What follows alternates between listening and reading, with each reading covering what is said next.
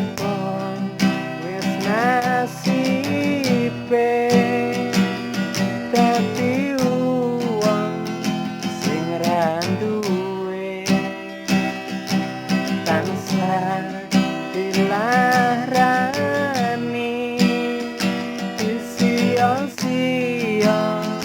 terus ditinggalke yen pancen ora seneng neng opo kowe meneng kok ngerti yo yen aku kadung demen se oke dalane nanging ora ngene